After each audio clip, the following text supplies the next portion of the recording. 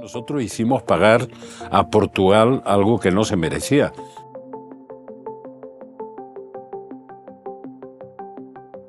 Unieron su integración en la Unión Europea o en las comunidades europeas de entonces a la adhesión de España. Portugal no planteaba los problemas que planteaba España.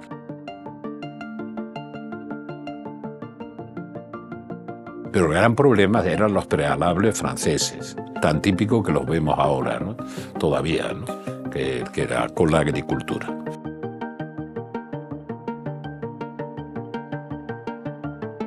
Alemania estaba bastante decidida a hacer avanzar el proceso.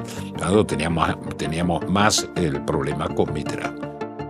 Esto que habla, Alemania planteó los problemas de transición, de materia de libertad de movimiento de los trabajadores, no sé qué, porque creían que iba a haber una enorme fuga de españoles buscando, ya en un nuevo contexto, buscando oportunidades en Europa. Y además se van a venir algunos alemanes también, o sea que no, esto va a cambiar completamente. Presidente, lo primero de todo, muchísimas gracias por aceptar esta conversación. El objetivo de esta entrevista nace en el contexto de celebrar el 50 aniversario del Consejo Europeo, que a iniciativa sobre todo del presidente francés y del canciller alemán en ese momento deciden crear este foro a más alto nivel, y en diciembre de 1974 nace en París el Consejo Europeo. Bueno, en octubre de 1982, presidente, el PSOE gana las elecciones por mayoría absoluta y usted es investido presidente del gobierno antes de que acabe ese año. Ya en el Consejo Europeo de diciembre de 1982, que se celebra en Copenhague, la Europa de los 10 se reafirma en que España y Portugal se tienen que adherir pronto a las comunidades europeas. Hay dos líderes europeos, que es el canciller federal Helmut Kohl y el presidente de la República Francesa, François Mitterrand, que van a estar en el cargo durante todos los 80 y parte de los 90, hasta mitad de los 90. También existe una líder muy importante en el Reino Unido, Margaret Thatcher, pero esa relación se va a ir creando con las cumbres hispano-alemanas, las cumbres franco-españolas, que se impulsan en esos años. Pero en cualquier caso llegamos al momento clave, cumbre, que es el primer semestre del año 85. Italia asume la presidencia, es una presidencia muy importante, porque va a acabar con la convocatoria del Conferencia Intergubernamental que dará lugar a la Acta Única Europea, pero también es cuando nosotros vamos a acabar la negociación. Y hay un momento muy interesante, que es la muerte de Chernenko, el líder de la Unión Soviética, y al parecer en los búnkeres de la Embajada de Alemania en la Unión Soviética, durante el funeral, o en los funerales, sí, o en la de Gran Bretaña, donde España había dicho preferimos entrar un poco más tarde pero con mejores condiciones. La madrugada del 28 al 29 de marzo se anuncia que se han acabado las negociaciones, y el 12 de junio en el Palacio Real firmamos el acta de adhesión. Mi reunión fue con Margaret Thatcher. Pues las reuniones con Mitterrand habían avanzado sustancialmente en cuanto a los prealables, y a Helmut Kohl le explicaba: oye, os estáis equivocando en el periodo de transición de la libertad de movimiento de trabajadores y esto, porque no se va a ir nadie de España, se van a venir los que se han ido, y se van a venir a pesar de las dificultades que tenemos. Este es un periodo de transición transitorio que no tiene sentido y se demostrará con el tiempo. Y en el caso francés, la pelea, digamos, la discusión era mucho más de fondo. Pero en el encuentro de Moscú fue en el búnker de Margaret Thatcher, y fue una conversación bastante ilustrativa, despejó muchas incógnitas, porque naturalmente yo iba con el dossier absolutamente preparado y en la cabeza, y además siempre tenía más o menos cerca el Orza, que era una máquina de llevarlo todo para adelante, una eficacia tremenda, ¿no? Entonces yo me reuní con Margaret Thatcher en aquel búnker. Ella me dijo un par de cosas que eran fantásticas. Dije: mira, no te esfuerces más en explicarme los problemas que hay en el dossier, pero no por nada, sino porque de eso sabes tú infinitamente más que yo. Y yo tengo una posición dentro de los 10 que no coincide exactamente con los problemas del dossier. Por tanto, ¿qué es lo que yo pienso? Que hay dos negociaciones. Una, para firmar el tratado de adhesión y otra ya sentado en la mesa del Consejo para decidir las cuestiones, para ajustar los problemas que han quedado pendientes, cosa que ella demostraba a cada rato. Por tanto, la reunión de Moscú con Thatcher fue ilustrativa para eso. Y en la relación con Alemania y con Francia, aunque Italia se quejaba un poco, pero Italia había entrado en un proceso crítico, interno. Había más inestabilidad en Italia. Y es verdad que ahí había un hueco en el que nosotros llenamos, estábamos con el propósito de llenar ese hueco, no sin los italianos, con los italianos, pero los italianos tenían más dificultades. Cuando entramos, una vez que se solucionan los problemas, vamos al primer consejo de Milán, ya con Delors presidiendo, nos pusieron encima de la mesa todas las inquietudes que a veces eran muy temperamentales de Delors por los desequilibrios presupuestarios que están totalmente prohibidos en la Unión, ¿no? Entonces, de pronto nos dimos cuenta de que caía sobre nosotros como nuevos miembros el déficit no tolerable, y menos para una mentalidad como la de Delors, en que habíamos incurrido por las montañas de mantequilla y de carne, por los excedentes. Por tanto, estábamos en esa situación en el momento en que todavía no éramos parte de la Unión, pero ya estábamos sentados en el Consejo, que fue lo que pasó con el que presidió Craxi y que era presidente de la Comisión, Jacques Delors. ¿Qué decidimos nosotros? ¿Cuál era mi idea? Lo que decidimos es coordinarnos para hacer avanzar el proceso de toma de decisiones. Es decir, bueno, Delors va a poner 100 iniciativas sobre la mesa. Por tanto, lo que hicimos fue algo de lo que no hemos hablado mucho, que es un pacto con Mitterrand y Kohl para que hubiera un enlace español en la Cancillería alemana y en la presidencia francesa. Y a la inversa. Por tanto, teníamos 3, sherpas que trabajaban in situ preparando con el propósito de estudiar los problemas que iban a las reuniones del Consejo y las decisiones que proponía Delors y con el propósito de coordinar el esfuerzo. Pero, presidente, eso es extraordinario. Un país recién llegado se sienta a la mesa. No es un país que ni siquiera es el tercero, porque Italia les sobrepasa en población y en PIB por mucho. Están los del Benelux, que son también fundadores, y sin embargo, rápidamente se convierte en el interlocutor de un triángulo que incluye a 2 líderes como Kohl y Mitterrand y a Jacques Delors también en la ecuación. Claro, a Delors le venía muy bien. Y Francia y Alemania eran conscientes de que el acuerdo franco-alemán, y nosotros también, era la condición necesaria para que fluyeran los asuntos, pero cada vez era menos suficiente. Parecía sorprendente, pero había un depósito de confianza previo. Nosotros estuvimos 1 año sin ir a París. Yo tenía una relación muy intensa con Mitterrand, mucho. Mandamos a un embajador a París, que era Joan Raventós, y Pierre Guidoni vino como embajador de Francia a Madrid. Que teníamos que resolver los problemas bilaterales, además de todo esto. Y desde diciembre que yo accedí a la presidencia, ocupé el cargo, hasta diciembre del año que viene no hubo ni un solo encuentro con Mitterrand. Y para colmo, cuando hicimos el encuentro con Mitterrand, el acuerdo era no explicar el contenido del encuentro. En los 2 temas que más nos agobiaban, era que se dieran cuenta de lo que era la lucha contra el terrorismo de ETA en serio, y empezó a cambiar seriamente ahí, y la superación de la barrera esta del prealable de la agricultura francesa. Había confianza personal con Mitterrand, no siempre fácil, porque él quería que el modelo de unidad de la izquierda, que a él le iba bien, se aplicara a todo el sur de Europa. Entonces Mario Suárez más o menos contemporizaba con él, yo no. Y con Kohl había una confianza de fondo, trabajada de fondo. Desde el minuto 1 hubo una relación de confianza personal.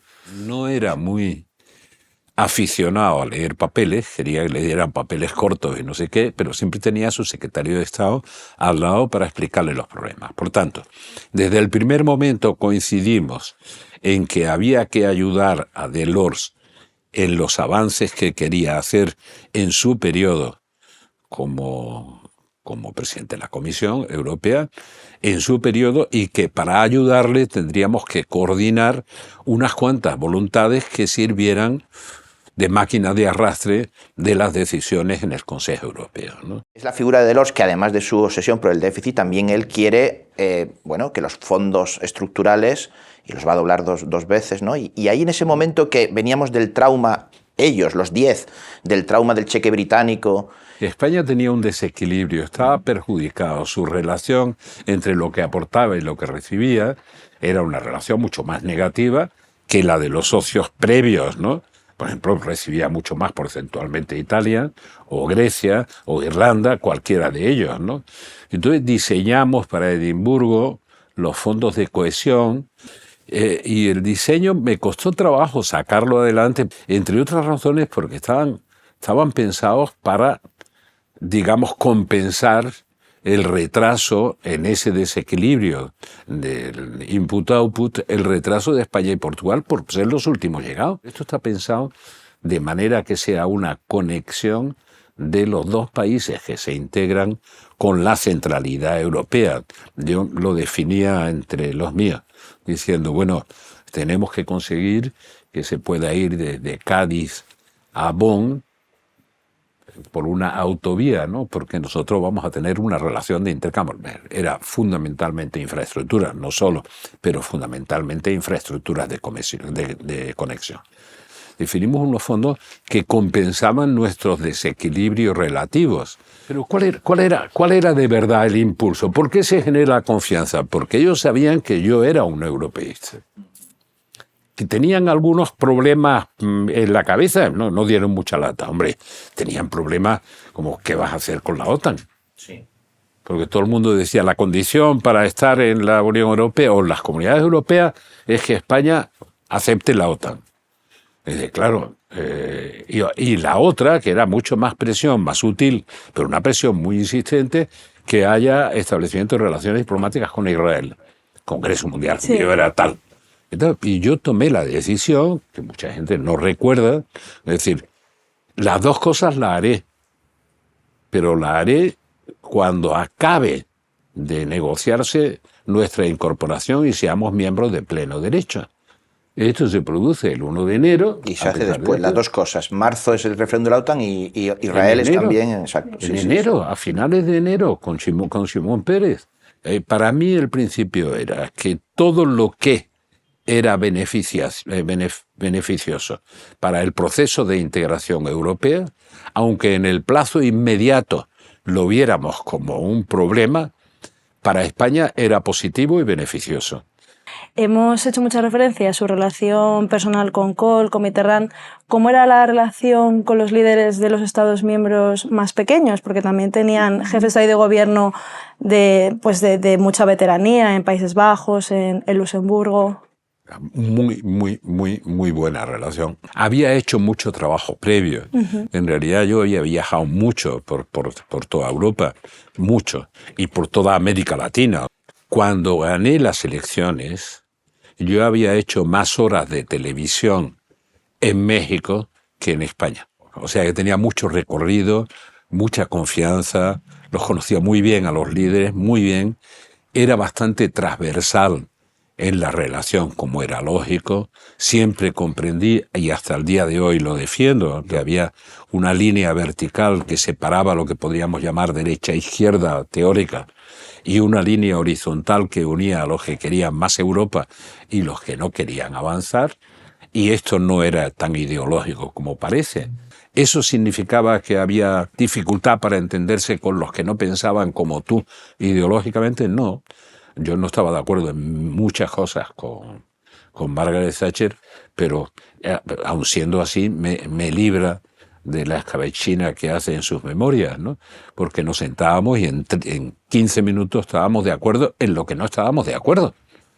Y esa primera presidencia de España, en año 89, y es la primera vez que aquí en Madrid preside el Consejo Europeo. No es solamente asistir, que ya era un logro histórico teniendo en cuenta pues, que España había pasado un siglo XX bastante excluido, sino ser el anfitrión. Fluyó muy bien, porque vamos a ver, nosotros habíamos pasado históricamente de un servicio diplomático mendicante, para entendernos. Ser diplomático en el franquismo era muy, muy, muy difícil. A poder esponjarse y defender con orgullo las posiciones que había que defender, hizo que el servicio diplomático multiplicara sus esfuerzos y su eficacia para defender los intereses de España.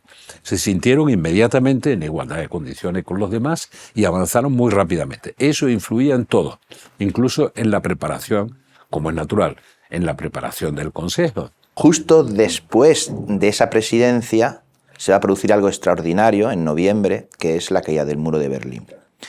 Y ahí hay un momento en el cual Reino Unido y Francia se sienten desconcertadas. Y, bueno, pero particularmente, ¿no? Y ahí sí que va a haber un protagonismo extraordinario del presidente en un Consejo Europeo informal, que se va a convocar en París, porque es presidencia francesa.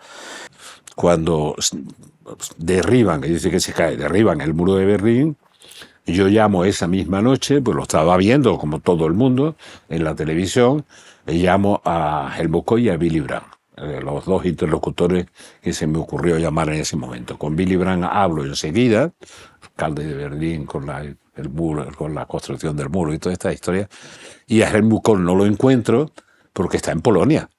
Kohl me devuelve la llamada en cuanto que vuelve de Polonia por la mañana. Me ha llamado tal... ¿Qué estás viendo? Y Genscher, Kohl y Genscher, en ese momento, están absolutamente claros de que ese es el momento para aprovechar para la unificación alemana. Absolutamente claros. Esto no puede esperar, esto cambia a Europa y al mundo. La única posición que entonces estaba claramente decantada, sin ninguna intencionalidad, simplemente valorando lo que suponía en términos políticos e históricos y cómo no se podía detener esa ola, que ese es un caballo que galopaba sin jinete y que alguien tenía que montar el caballo para conducirlo, y lo único que lo podía hacer era Kohl con Genscher y la Unión Europea, que era mi propuesta. La Unión Europea tiene que plantearse la incorporación de Alemania del Este y se la tiene que plantear dentro de las políticas estructurales. Entonces nos reunimos en París y Mitterrand hizo una de las suyas inteligentes, ¿no? Mitterrand despachó la reunión y no sé qué, y al mismo tiempo propició un encuentro con Gorbachev.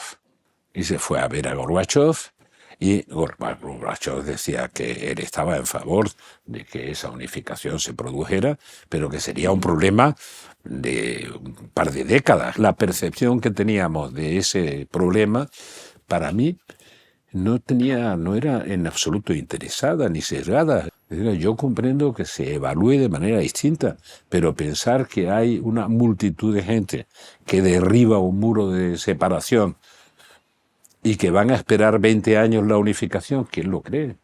Es más, yo quería que hubiera políticas europeas estructurales para la incorporación. O sea, que se hiciera un problema europeo y no un problema alemán. Eso es lo extraordinario del Consejo Europeo, que es ver la alta política funcionando muchas veces en tiempo real, donde efectivamente no cuenta el procedimiento administrativo y hay que tomar decisiones muy importantes. Y esto me lleva...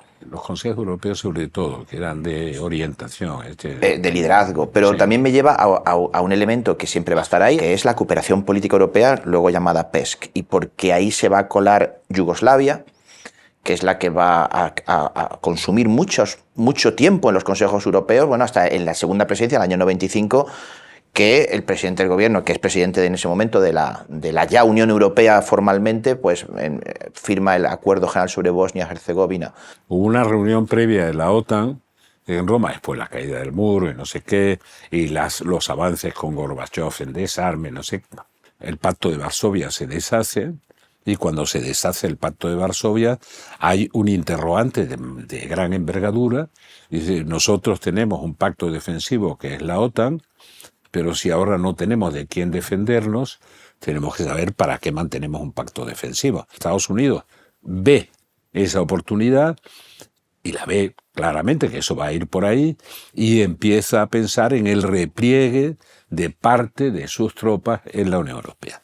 En la Unión Europea se produce una especie de efecto pánico, ¿no? Porque la dependencia en términos de defensa era muy grande con Estados Unidos. La OTAN y la Unión Europea tenían posiciones en la antigua Yugoslavia. Posiciones que se rompen desde dentro de la Unión Europea. Todos querían darle una pausa para intentar evitar un conflicto como el que se generó. Helmut Kohl anticipa eso y reconoce a Croacia, sin contar con la Unión Europea y sin contar con Estados Unidos y Canadá, ¿no? Entonces todos estábamos comprometidos. Yo le dije a Helmut Kohl estas palabras, con estas palabras: mira, creo que esto va a llegar, creo que anticiparlo va a precipitar la guerra, pues va a estallar en pedazos y nos vamos a encontrar con un conflicto que tenemos mucha dificultad para gestionar. Pero efectivamente nos metimos en la prueba de fuego para la Unión Europea, su casi incapacidad total para enfrentar un conflicto dentro de su zona de influencia. Este tipo de cosas hace que Europa se preocupe con razón de cómo organiza un sistema de defensa que respalde una política exterior que de verdad sea respetable. ¿Cambian las dinámicas en el seno del Consejo Europeo por parte de los jefes de Estado y Gobierno para avanzar en una mayor cooperación en la política exterior? Una política exterior seria, sin una política de defensa, de acompañamiento creíble, es lo que llaman la política blanda, ¿no? La política blanda es pagar con cheque lo que no eres capaz de resolver porque eres respetable desde el punto de vista de lo que puede ser un enfrentamiento militar, ¿no? Si no eres creíble en eso, lo demás es pura chequera, ¿no? Para quedar más o menos bien, que es lo que ha sido muchas veces el recurso europeo. Uno de los que se sorprendió por la decisión unilateral de Kohl fue el viejo Bush. El viejo Bush, cuando rompe el consenso Kohl, y se rompió toda la política europea en relación con Yugoslavia y toda la política de la OTAN, que tenía su cauce. No digo que fuera mejor o peor, pero que trataba de evitar la guerra. Eso fue la conversación mía, lo repito, con Kohl. Es decir, esto no va a precipitar Bosnia y Herzegovina, no va a precipitar va a desencadenar otros conflictos. Sí, lo hizo. Es obvio. Volviendo quiero volver un poco a Maastricht y Edimburgo, y ha mencionado antes, presidente, a Javier Elorza, que es una figura muy, muy importante de la política europea de España. Esta idea de que Javier Elorza maquina un poco, ¿no? Cómo podemos conseguir convencer, lo que antes mencionábamos, a Kohl de que haya unos fondos de cohesión de los cuales Italia no se beneficie y que haya un diseño. Que no se aprovechen los que ya tienen demasiados fondos. Bueno, ¿cómo juzga ese elemento del equipo que había detrás, ¿no? Con esas personas que son muy importantes? Antes he hablado también cómo la diplomacia española, digamos, se reconcilió con su propia profesión. Claro. Y eso es muy, muy, muy... Y porque no había ninguna tentación de sectarismo en la selección de los protagonistas. Méritos propios. O de Elorza era bien claro, Elorza era conservador y además defendía los intereses de España. Él ponía ese punto, era muy europeísta, pero defendía los intereses de España. Por tanto, digamos, era una parte curiosamente imprescindible del equipo que trabajaba en Bruselas todos los días. El equipo era un equipo sólido, realmente sólido. Solo hubo un momento de crispación que no se debía a eso, que fue aquella famosa huelga general, en la que se rompieron, y no por mi parte, algunas relaciones de confianza, porque hubo funcionarios de confianza que fueron a la huelga. Que es una cosa muy rara. No funcionarios había muchos que fueron a la huelga, pero... Alto funcionario. Eso. Diciembre del 88. Los de confianza, los que le asignas para un puesto de confianza. Dicen, no, espérate cuando no estés en un puesto de confianza a la huelga, pero esa cosa, ¿no? El equipo era muy sólido, realmente era muy sólido. Y la preparación se le dedicaba mucho tiempo. Y yo tenía una mala costumbre, y por eso se creaba una relación que era fácil. La mala costumbre de estudiar los papeles como si fuera director general para poderme sentir seguro en el Consejo como presidente del gobierno. Hay un momento en el año 93, donde España ya ha sido Maastricht, esas dinámicas de permanencia en el puesto, al fin y al cabo, es una institución. Bueno, ahora es una institución formal, en aquel momento era una parte del Consejo, pero también es un club de personas que llevan mucho tiempo. Entonces puede que un Estado más pequeño, pero que tenga un primer ministro que dura mucho tiempo, acabe conociendo las reglas de ese club y por tanto influyendo más que aquel de un Estado grande, y pienso muchas veces en Italia, que cambia continuamente y por tanto no genera... Luxemburgo con Juncker, muy claro, estaban todo y lo sabía todo. Era muy claro. Países muy pequeños con mucha mayor estabilidad, pero ahí había gente muy, muy especial. No todo, porque después de Delors a mí me quisieron llevar a la comisión y no acepté y tuvimos a Santer y bueno... Vamos, hay un consenso generalizado de que Felipe González puede ser un gran presidente de la comisión, año 94, ¿no? Es cuando se... No, en el 96, cuando salí del gobierno. Sí, sí. Ahí estaba trabajando como el gran peso pesado Helmut Kohl para que la sustitución fuera en la comisión la mía. Incluso cuando ya había salido Delors y empezó la presidencia de Santer, el Kohl hizo consenso. Y el consenso lo remató hablando con Aznar, que no era lo que más le gustaba, que yo me fuera a la presidencia de la comisión, pero también lo convenció. Así que estaban todos de acuerdo. Yo le decía, no te empeñes que no voy a ir a la comisión. Es más, no voy a hacer ningún otro puesto institucional. Yo tenía esa decisión íntima de decir, bueno, acabo el gobierno, no acepto ninguna posición institucional más. Entonces pasé por unas pocas de aventuras, algunas bastante divertidas. Con el Council on Foreign Relations en Nueva York, empezaron a importunarme diciendo, se está pensando que sea usted el que sustituya, creo que era Boutros Ghali el que salía, ¿no? Naciones Unidas. Y se está hablando de su nombre y tal, y a usted le interesa y tal. Digo, yo no soy candidato, no voy a estar en eso. ¿Y usted no aceptaría en ningún caso ser secretario general de la ONU? Digo, no, porque no sería capaz de desarrollar el cargo. ¿Y hay alguna razón de fondo, aparte de las cuotas? No sé. Digo, sí, hay una que es incompatible con el cargo, y dije, yo tengo la manía de pensar por mi cuenta. Y para ser secretario general de la ONU hay que tener en cuenta cómo piensan los otros para pensar por su cuenta, por cuenta de los otros, sobre todo algunos. Y después, el que más se empeñó con el Tratado de Lisboa fue Sarkozy. Él tenía una visión de la presidencia del Consejo, curiosamente. Yo no sé si él estaba pensando en su propio futuro. Tenía una visión de la presidencia del Consejo de una personalidad fuerte. Sí, líder o chairman, que era esa discusión. Esa era su discusión. Sarkozy no puede creer que no vas a aceptar. Lo que cree es que te estás dejando querer para que todo el mundo esté de acuerdo y tal. Digo, sí, yo lo comprendo además, pero es que no quiero. Ya, me atraparon en Bruselas con lo de la comisión. Y cuando la prensa me preguntaba que si no me gustaba Bruselas, yo me encanta. No es un problema, yo soy europeísta y tal.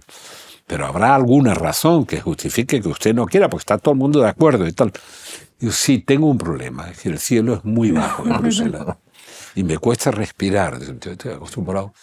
¿Cómo explica entonces usted al resto de socios europeos y cómo se entiende la posición española en relación con la ampliación a Austria, a Finlandia y a Suecia? ¿Cómo es recibido y cómo se explica? Yo quería la ampliación a los países nórdicos, incluso a Noruega. Ahí no se produce ninguna duda. Cuando se produce, empiezan a producirse dudas. Cuando se empieza a debatir Maastricht coincidiendo con la unificación alemana y con las aspiraciones de los países que se habían liberado del paraíso moscovita, ¿no? En ese momento es cuando empiezan a plantearse dudas sobre profundizar o ampliar, que se decía, que era la gran discusión. Yo siempre pensé que era compatible, pero siempre pensé que los periodos de adaptación había que medirlos bien. En la Unión Europea hubo algunos elementos de desconcierto, pero al 95 llegamos bien. En el último Consejo Europeo se le puso nombre al euro. ya habíamos aceptado la fluctuación de la moneda, como es natural, ya habíamos dado pasos absolutamente decisivos. Hubo algunos fallos en la cumbre curiosos que no se pudieron evitar. Por ejemplo, Chirac estaba empeñado en apadrinar un nuevo paso de la Unión Europea con Turquía, que al final lo consideraron candidato. A mí me preguntaban los turcos, les decía, miren, si el problema de Turquía es que le van a decir que sí todos, y dentro de 20 años no estarán. Tendríamos ciertamente para hablar, bueno, horas y horas, pero tenemos que ir terminando. Y entonces, como última pregunta, ¿cuál fue la mayor satisfacción en un Consejo Europeo? Porque tenemos la ciudadanía en Maastricht, el acuerdo de Edimburgo de la cohesión, tenemos el propio Consejo Europeo de Madrid, el que dijimos de 89 y 95, hubo también una reunión en Mallorca, un extraordinario. Del 95 tuvo importancia y yo sabía que probablemente era el último Consejo Europeo. Sabía que era posible, ¿no? Cuando te acostumbras a trabajar con una persona durante muchos años como interlocutor, te cuesta trabajo cambiar el chip. Y en el caso de Kohl pasaba eso. Prefiero que siga otros 4 años y me acompañe en esta, que también era la última fase de Helmut Kohl. Y claro, después lo confirmaba, lo autoconfirmaba, porque se lo llevó a tomar cerveza a Aznar, y Aznar, cuando él se tomaba una jarra de cerveza grande, pues pedía un vaso de leche y era como complicado esto de decir, no es posible que no le guste la cerveza, ¿no? O que no acepte la cerveza que le ofrezco. ¿Qué satisfacciones me ha producido toda la política europea?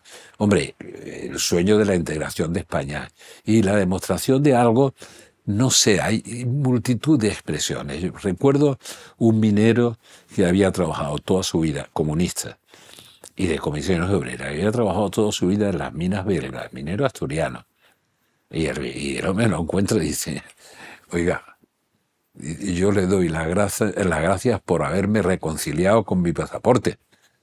Yo insistí mucho a los europeos que el problema para España, además de mejorar la economía, que era un problema nuestro, era un problema político. ¿Cómo romper el aislamiento? El problema no es Europa, es nuestro aislamiento. ¿Por qué se empeñó en la ciudadanía? Bueno, primero, no era una iniciativa nuestra. Era una iniciativa italiana, histórica. Entonces, el concepto de ciudadanía lo elaboraron muy bien. ¿Por qué? Porque si tú tienes un proceso de supranacionalidad, creando un espacio de soberanía compartida, eso es el proceso de construcción de la Unión Europea. Ese espacio de soberanía compartida tiene que tener un demos, y ese demos es la ciudadanía europea. ¿Cuánto se puede avanzar? Más o menos. Pero mientras que haya una enorme resistencia en términos de ciudadanía, a sentirse nacional pero no europeo, para entendernos en términos de ciudadanía, el demos europeo no acompañará a la construcción europea suficientemente. Por tanto, yo introduje el concepto en el debate de Maastricht. Algunos pasos se dieron, pero radicalmente insuficientes, porque hay mucha literatura sobre Parlamento Europeo, la representación de los ciudadanos de Europa y todo, pero no hay una verdadera ciudadanía europea compatible con la ciudadanía nacional. Nunca he dicho que se renuncie a eso. Muchísimas gracias, de verdad, presidente, ha sido muy interesante. Pues otra vez seguiremos, ¿no? Perfecto, magnífico. Muchas gracias. Muchísimas gracias.